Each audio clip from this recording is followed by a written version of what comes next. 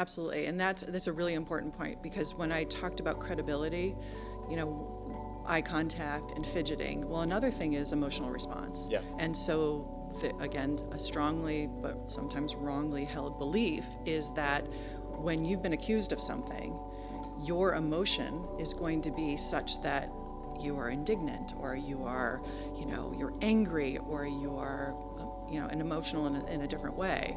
Or maybe you're a victim of something, and you are, if you're not crying about, let's say it's an assault, then maybe your reporting isn't as credible. And so, but as we know, individuals who process emotions and who display emotions in different ways, that making those assumptions is really risky. Welcome back to part 2 of our conversation with Laura G. Anthony, an examination of communication and neuroinclusion through workplace investigations. Great. So you've been alluding to a variety of different adjustments you can make throughout either environmental or to your communication.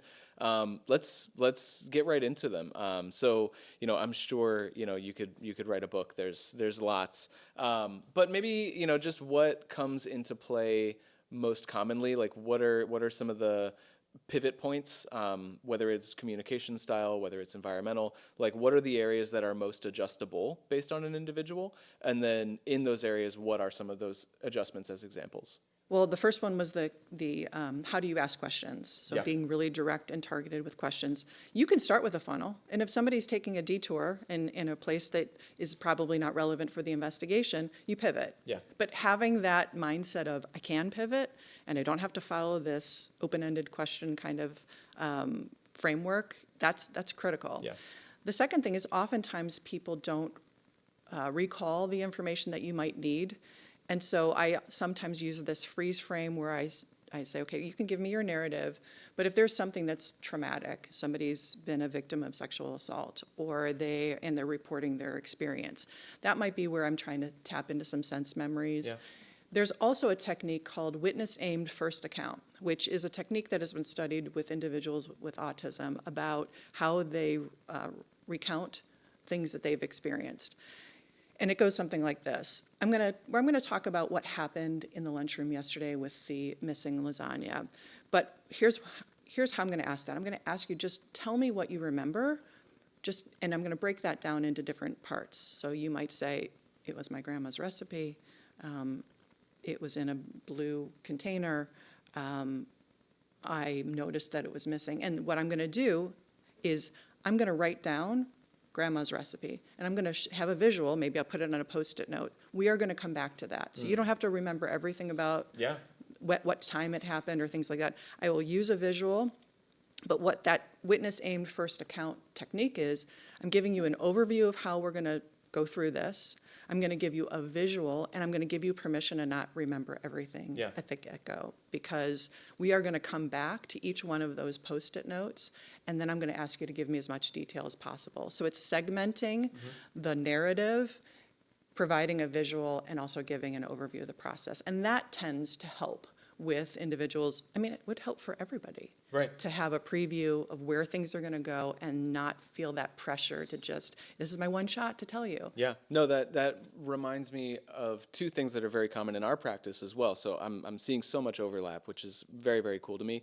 One is similar to what you just said. One of the most common workplace adjustments that we evangelize and also provide when coaching, when kind of training managers, is agendas before meetings. Okay. How simple is that? But also how uncommon is that? Because it's so much easier to put the thing on the calendar, put in your guests, and send, rather than take 30 more seconds to put an agenda, and then everybody comes more prepared. They have that big picture view, a roadmap of where the conversation is going to go. They can mentally prepare. They can emotionally prepare if they need to, depending on the subject matter. If it's lasagna, that's a touchy subject, Right. Sure. So that is very similar. Also, it's really reminding me of, say, whether you're brainstorming, problem solving, navigating a project, and just executive functioning wise, transitioning oneself from ideating, brainstorming, road mapping, and then kind of your sticky note example, very similar to some techniques that I personally and we've coached others on using to, provide yourself basically a future to-do list, but that visual, physical reminder of like, this is a thought that I need to return to. If I dive into this well right now, I'm not going to continue down the road that I'm trying to map out right now, but I'm leaving this mile marker that I need to come back to. And that's really helpful when, people with brains like mine that tend to wander, tend to like go down those wells when they appear, you can flag that for later, come back to it at the right time for that well. And it sounds like that's very similar to your strategy to saying, we're going to come back to this. I'm leaving this mile marker here. That's extremely cool. I like that. Thanks. Well, and I didn't think of it, so I'm just, I'm employing it. But another thing that in an investigative interview, and I think it probably comes up with job interviews as well, is this hesitation to let people know in advance what information is going to be requested. And whether that's tell me about your past, work history or whatever typical job interview question you might get in an investigative interview. And I've worked with, tech companies, and I've worked with universities and everybody in between. There's this, we really don't want to give the information in advance. We want to see how people respond to the question. And I get that. Okay. I get that if you don't want to give it away, maybe it's the person not whose the lasagna is missing, but maybe the person who's thought to have taken the lasagna, you might not want to tip them off to certain things. However, be strategic about that. For some individuals, having a general idea of what's going to be asked in an investigative interview allows them to become more prepared. Somebody might have, I don't know, text messages regarding of when they were actually in the lunchroom, or, a selfie of them going out for, takeout. And no, I was nowhere near lunch, and no, I didn't have lasagna. Here's me and my buddies. Yeah. So if you think about giving information in advance, that also will bring down the angst and also might lead to more reliable outcomes because people are going to be more prepared. Yeah. But if you can't do that, one of the things that I do, in addition to that parking lot of here's the Post-it note, I also make sure that at any investigative interview, the door is always open.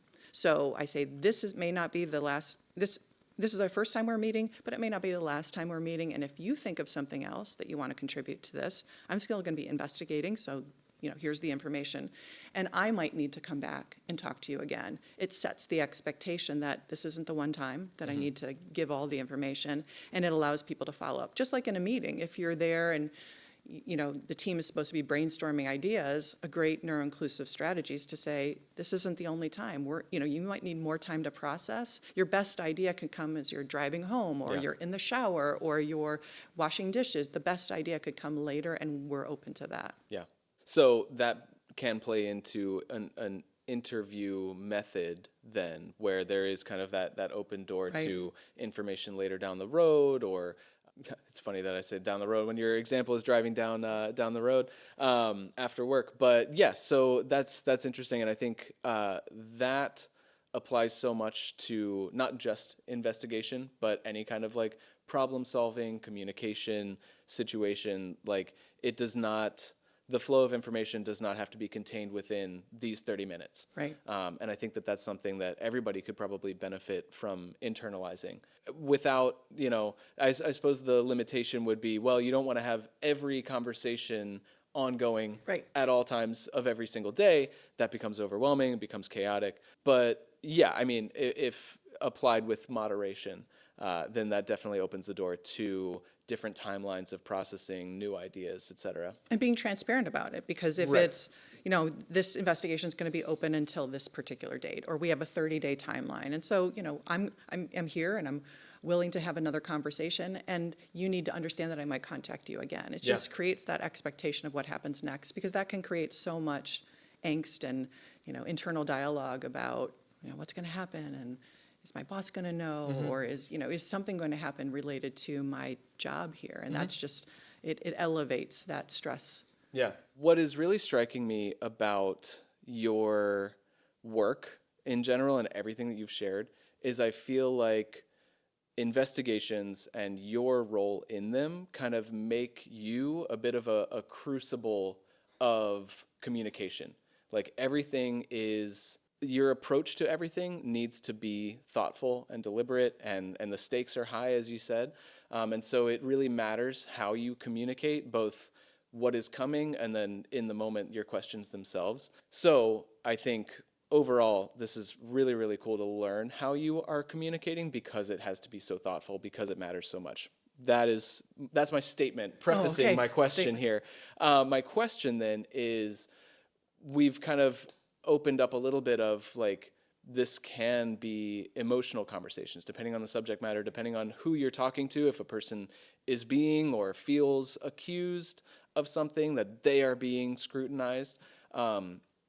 And emotion and response to it can also be like a big factor in divergent processing styles. Right. So I'm curious to just kind of hear your take, your approach to how, and your observations to how emotions and reactions to them vary, given a variety of neurotypes that you interact with. Absolutely. And that's a really important point, because when I talked about credibility, eye contact and fidgeting, well, another thing is emotional response. Yeah. And so, again, a strongly but sometimes wrongly held belief is that when you've been accused of something, your emotion is going to be such that you are indignant, or you are, you're angry, or you are, an emotional in a different way.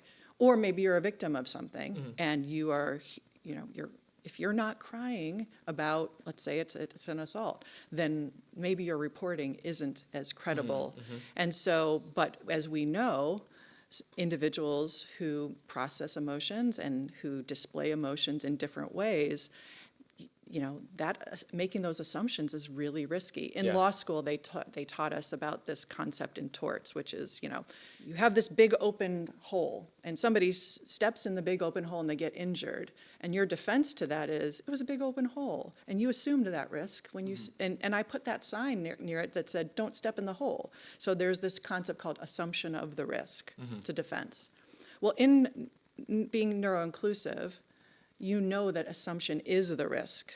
Making the assumption about what kind of emotion you should display when you are either accused of something or have experienced something, that is really risky. Yeah. Because somebody's coming in with a flat affect, that could be their processing. That could be how they're getting through something that is really stressful for them. Yeah. Or they might display an emotion or a mannerism that you're like, that's very unexpected. And so what I teach when I'm training on neuroinclusive investigations is, A, assumption is the risk. B, what we talked about in terms of how you respond is going to be very individualized. And then, did I say A, B? And C, you got to make decisions based on the evidence, not based on your gut, not based on how you would respond, not based on what you think you know about people's mannerisms. It's, as an investigator, you base it on the evidence. Yeah. So it's what they say, not how they say it. And what information you have in front of you. Right. So what they say, what corroborating evidence do you have? Are things consistent with how other people have reported things? What do you have in the physical evidence? So you're making decisions not based on your gut, but on what, hunting and gathering that information, and that creates more reliable outcomes. This is another I guess takeaway, that just taking your words, I feel like you could be talking about investigative interviews or job interviews. Absolutely. The same exact concept applies, of take the factual information that you have, not gut feeling. We refer to like interviewing based on vibes all the time, and what a downfall that can be, both for the interviewer and the interviewee, and same concept, different context. And fit, right? Vibes and fit. Culture fit. Right. I just sent an email the other day about culture fit should not be one of the criteria on your interview. Right. That's right. Well, I mean, there's this saying that I love. It's if the flower doesn't bloom, you change the environment. You don't change the flower, right? And so it's really honoring you. People show up as who they are. And so rather than trying to artificially make them fit into a system or a process like an investigation that is just one certain way, you've got to make the system or process fit with how they're showing up. Because the goal for a person who's coming in for a job interview, you're trying to figure out, can they do the job? Yeah. not that do they fit, like, Right. can they do the job? And for me as an investigator, I'm trying to figure out what is the information that they have that I need to be able to move this process forward. And making my process fit with that goal is the work. Yeah, that ties in with something that we say all the time about employment being 50-50 of what does the employee bring to the table, but also what is the employer providing for that employee to do what they do, to utilize the skills that they have. If they're not getting any help from the other 50%, they're not going to be able to deliver their 50% as well. Right. Yeah. Okay, cool. Any other, before we move on topics, any other things that come to mind for you? You mentioned just like adjustments that you make or things that you keep in mind in terms of either universal design or inclusive adjustments that kind of help you do your job and help neurodivergent individuals, do their job in that context, which is deliver information accurately, reliably, factually, et cetera. I think I've covered a lot of it, but one of the things that I would also want everybody to think of it in their brains about masking. Okay. And so when we are asking questions in an investigative interview, sometimes the tendency, because individuals might be masking, they don't want to seem like they don't know or they didn't observe something, being cognizant of the fact that the way that they're presenting or the information that they might provide may be an attempt to not signal that they have a need or they're uncomfortable in the process. So that also relates back to making a decision based on the evidence, Yeah. not how somebody is sharing what they've observed. And so that just creates the need to expand the questioning. So if you have a sense that maybe that's an inconsistent statement with what I've seen in the evidence or what I've heard from other witnesses, being targeted and saying, help me understand that.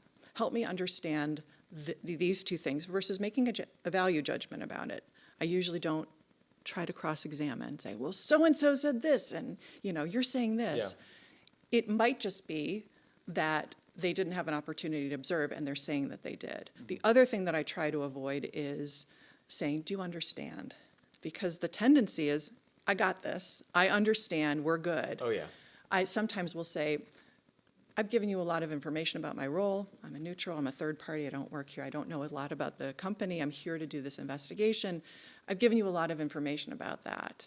Rather than saying, do you understand? I usually say, I want to make sure that I communicated clearly. I want to make sure that there's a shared understanding of the next steps. I just want to know from your perspective what you think is going to happen next, or whatever is the question, mm-hmm. so that instead of asking, are we good? Do you understand? Yeah. The tendency, because nobody wants to say, oh, I wasn't really following that. And a lot of people that ask that question don't want a follow-up question. Right, right. And so just understanding masking in general is really helpful to know when you're asking questions and you want to make sure that it's a thorough conversation and there's a shared understanding of expectations or next steps or deliverables. Yeah, I appreciate that. And I see myself in your example because I do a lot of interviews, trainings, all kinds of situations where I want to provide follow-up answers to questions, clarity, as much information as possible. That's what I want to do. I've tried to navigate what's the way that I can word that. And I feel like my default is, does all that make sense? Which I feel like is a little softer than, do you have any questions? That feels a little confrontational. But I think I need to take away some of the things you're talking about. One is kind of prefacing that by placing a bit of the onus on oneself, right. Saying, I just gave a lot of information. And I, to my credit, I have adopted that a little bit. In an interview, it's like, here's all the information about the role. Hey, I know that was a lot. You can take a minute and think about it. But if you have any questions, let me know. But I think that is something that a lot of people are, probably unconsciously guilty of, myself included. To that point, that's one that I'll call out that I think everybody can kind of learn from. But I want to maybe kind of recap and identify some takeaways in terms of, I'll do better at asking one question at a time. In your lived experience, based on your professional experience, your academic expertise, your all these things that you've kind of talked about from a investigative, strategic perspective, what stands out to you as what you've learned there and have applied professionally, but translate into your everyday life outside of interviews or even outside of work? Well, one of the realities is that we often think about whether it's something in our home relationships, family relationships, things in the community, things in the workplace. We often expect people to show up within a very narrow definition of, how they should speak or communicate verbally, non-verbally, how they should react, how they should think and process information. And sometimes those expectations are problematic.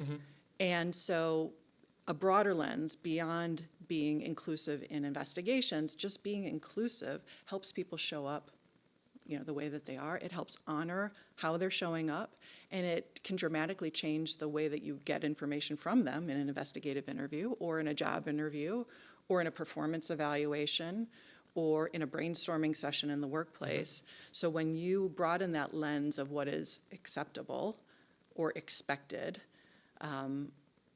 then you dramatically change what you get back. Yeah. And so in the investigative process, because I'm a hunter and I'm a gatherer of information, I want to get back as much information as I can so that I can make a decision about what happened with the lasagna. I can make a decision as maybe who took that and ate it. And then the investigative process can conclude with a reliable outcome. Yeah. Because when we shift that perspective, we change our relationships, we change the way that people communicate and the way that they show up, and then we change the outcome into having something that, we can make a decision about the lunchroom incident or whatever somebody is investigating. Right. Knowing that everyone that you're interacting with is not built the same, No. will not react the same to, all these factors that you can and cannot control. We preach flexibility all the time, and I feel like that kind of summarizes or ties in with what you're saying there. And then we also think about our own reactions. So when somebody's not showing up in the way that we might expect, maybe they're not following the instructions or the communication or not answering the question or not emotionally reacting in a way that we might expect, we might have some regulation to do within our own selves. So Yeah. you also have to check yourself Yeah. as an interviewer or as a manager or as a team leader. And so you're thinking about not only allowing the other person to show up, but also honoring how you're showing up and how you're reacting and having that internal toolbox to be able to pivot and also to say, hey, I'm going to need to refer to my notes, or I'm going to need to take a break in this particular situation, and having the ability and the flexibility to do that. Yeah, and I think to kind of summarize, you're pointing out two sides of the equation, that the individual is an unpredictable body Right. that may react in unpredictable ways, and you have the ability to pivot yourself if you're not getting what you're expecting, rather than just repeat the question, repeat the ask, repeat the project. Look at yourself and what can you pivot about how you're asking a question, how you're creating an environment, how you're prefacing information, so that it is more likely, hopefully based on something you learned about the individual from whatever their reaction was. How can you adjust yourself to kind of have a better outcome for both what you're looking for and for that individual? You said it great. Okay, yeah. And the other thing that I wanted to just highlight from what you said was also transparency, being transparent about what it is you're looking for, what your approach is, what you're trying to do, whether it's in investigations, whether it's job interviews, whether it's just kind of collaborating with people. Transparency is another thing that I try to preach, and it sounds like it makes a positive impact in what you do too. Absolutely does. Yeah. All right, well, I think that all of that is really practical, really valuable. I feel like you come from what I saw an hour ago as like a really narrow area of focus, and I feel like there are so many universal truths that live in there in that context. So it's been really enlightening for me, hopefully also for our audience. Thank you so much for being here. So Laura, where can people find you, learn more about what you do, learn more about your organization? Well, so I have put out a lot of content on LinkedIn, so you can find me on LinkedIn, Laura G. Anthony, and then I work at In Compliance Consulting, and so the investigative work that I do, the training that I do, the hearing officer work and mediator work, all is through In Compliance, and I also have a speaker website when I do trainings for organizations, to institutions and organizations and communities. And that's also lauraganthony.com. Okay, Laura G. Anthony. You heard it here. Go check out Laura. And thank you, audience, for being here, for listening and learning alongside us. Thanks so much. Thank you.